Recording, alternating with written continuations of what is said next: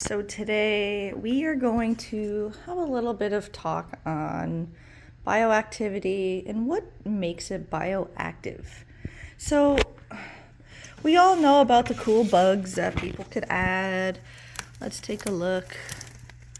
Oh yeah, see, I bugged them earlier. Ah, there's some right there. And they're all kind of just hiding away now because they're done with me. This is like take 3 of this video.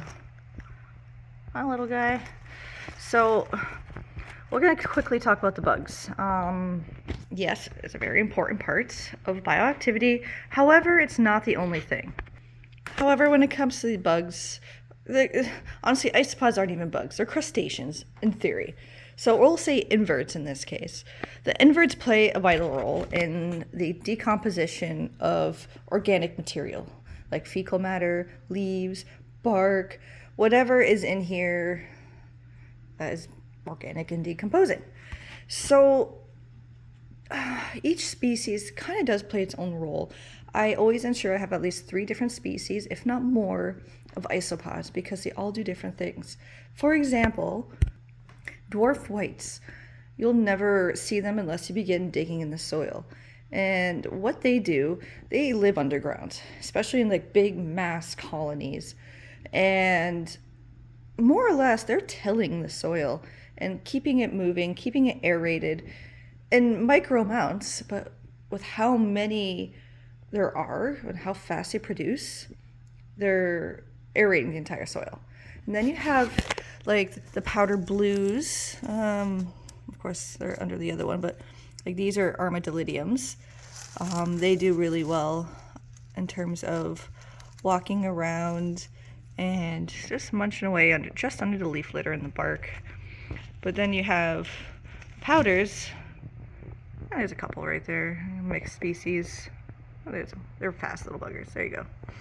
The powders, they're more brave. They walk around on the top, and they're generally the first ones to be at any fecal matter. And springtails. Springtails are pretty fast to get to it too. So they all kind of play their own little role. You have more surface dwellers, you have underleaf litter dwellers, and then you have the soil dwellers, and they all just do their thing.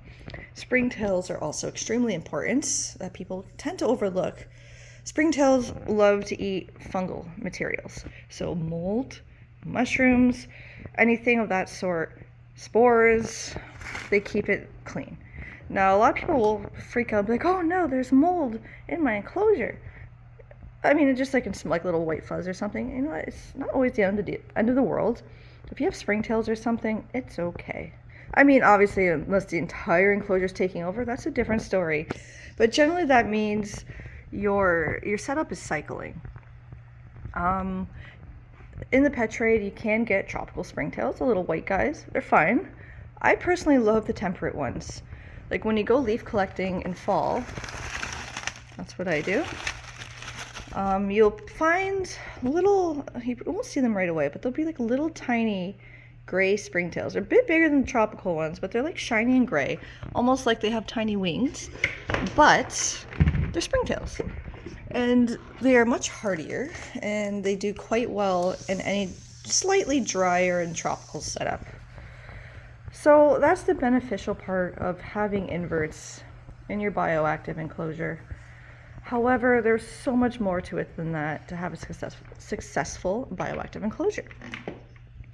Beneficial bacteria is one of the main things you need, and these are the Rhizobia. Rhizobia essentially break down, it's just like actually a fish tank. They break down ammonia into nitrites, which is still toxic, and the nitrites into nitrates. And that's not where it ends. So you also have, bear with me, I'm going to say this completely wrong, but the mycorrhiza, Mycorrhiza.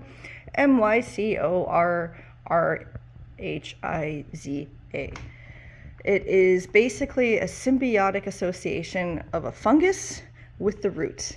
And this works with your beneficial bacteria to absorb the nitrates and fertilize your plants. And also take it out of the soil. So your soil will always be, I guess, fresh and clean and not full of ammonia and the nasty little nitrates that go with it.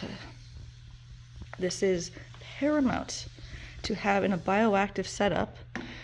And without live plants, you will not have a bioactive setup, no matter what you do.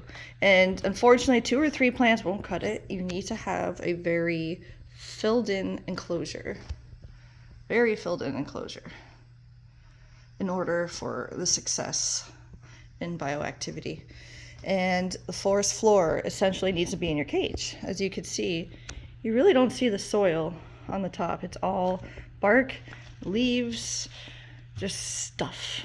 So imagine just walking through the forest and throwing that in here. That's essentially what it is. I mean, this is just the bare bones basics explaining how bioactivity works and what's required. But there's so much more to it, honestly. And let's see, we have this oddball here. Well, you're probably going to see these at some point. This often happens when you add new soil. You can see all the little balls starting here. This is actually the spores, and these are actual individuals of flower pot fungus, which is fine. They're just little yellow mushrooms that are going to pop up and die. It's just part of the cycle. And mushrooms in general are totally safe in an enclosure. If anything, that means you're doing the right thing. Never take a mushroom out. Your isopods and your springtails will deal with it once it decays and dies. It's fine, no issue. And if you essentially get the recipe, oh hi mister, perfect, your enclosure will always smell like outside. It'll be fresh, it'll be clean. Even with 2 colubrids in here, I could just take a big whiff and it smells beautiful. Just like walking in the forest. Now some people will be wondering, where do you get the bacteria and fungus for the soil? Well, I actually use ProMix potting soil, which a lot of people do frown upon. I can't quite figure it out to why, but it's always been a huge success for me. The only downside with potting soil is ProMix. Like, you will have some perlite, but you know what? It's here nor there. It's not dangerous. People use it for incubation medium all the time. You're going to be covering the ground completely anyway. And, well, these are snakes. I don't foresee them eating anything. So, it's fine for them. That comes with the beneficial bacteria, like the potting soil, so I don't really have to add any extra. You can buy, I forget what it's called, but you can buy the bacteria. It's called Root Rescue, and you just kind of added some water and you pour it in the soil, you mix it up. And same thing with the fungus. I don't remember the name of it, but you just could look it up on Amazon. There's many different things you could buy now to add into your soil. It's honestly so straightforward. I always overdose my soil a little bit when I start a new bioactive with the Rhizobia and the fungi that's required, but that just gives a huge jump start as a proper bioactive, because I don't let my enclosures sit and settle and cycle for as long as they should. I just heavily plant, I heavily seed the soil, and heavily seed it with inverts, and it's good to go. It's a lot more to it. Again, lighting is important for your plants, and obviously the well-being of your animal. They will express different express different behaviors. And this is Arcadia. Whoopsie. This is my little light shield creature. I need to get a better one. But they will express different behaviors due to lights. This is a luminized Arcadia LED with a UVB hooked up behind it and a little basking spot over there. And everything is flourishing. Again, forest. And this guy, that's not a water bowl if anyone's wondering. I just threw some food in there. But yeah. So that's just your basic, very unprofessional how to do bioactive.